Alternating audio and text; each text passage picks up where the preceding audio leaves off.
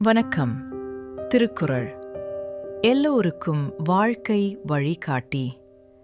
எந்த வயதிலும் எந்த நிலைமையிலும் இது நம்மை மெதுவாக நல்லதொரு பாதைக்கு அழைத்துச் செல்லும் நெறி. நாள் ஒன்றுக்கு 2 நிமிடம் மட்டும் கேளுங்கள். புரியாவிட்டாலும் பரவாயில்லை, நடைமுறைப்படுத்த முடியாவிட்டாலும் கவலையில்லை.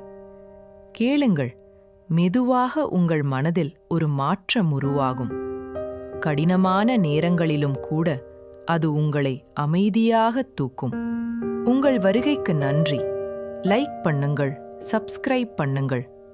வாங்க, இன்று நம்ம திருக்குறளை தொடங்கலாம். இன்றைய குறள் அதிகாரம் 6, வாழ்க்கை துணை நலம். குறள் எண் 56. வணக்கம். ஒரு பெண்ணின் கடமைகளை மிக தெளிவாகவும் அழகாகவும் வரையறுக்கும் வள்ளுவப் பேராசானின் 56வது அமுதமொழியை இன்று நாம் அறியலாம். தற்காத்து தற்கொண்டார் பேணித் தகை சான்ற சொற்காத்து சோர்விலாள் பெண்.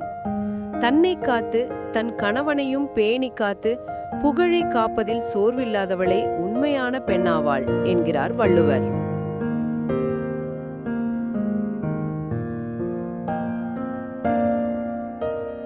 இம்மூன்று கடமைகளையும் ஒருங்கே நிறைவேற்றுபவளே இல்லற வாழ்வில் முழுமையான துணையாக விளங்குவாள். இவளே தன் குடும்பத்தின் மானம் மரியாதை ஆகியவற்றை நிலைநிறுத்துவாள்.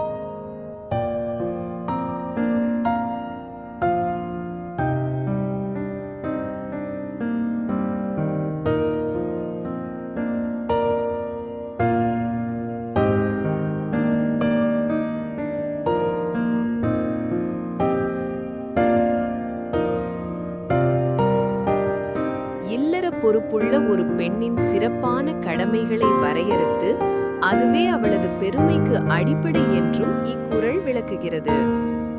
மீண்டும் ஒரு குறளுடன் சந்திப்போம்.